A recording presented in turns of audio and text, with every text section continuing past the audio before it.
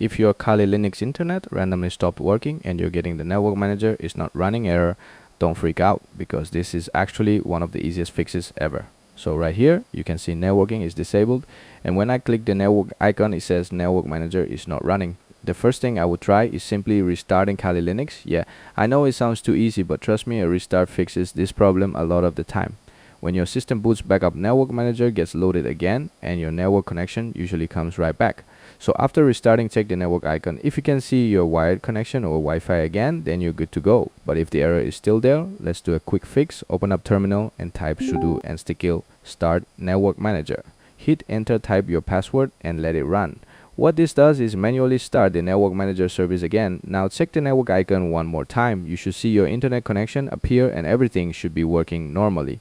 And if you want to make sure this never happens after booting up your system, type sudo and stickle enable network manager. That makes network manager start automatically every time Kali Linux turns on. And that's pretty much it.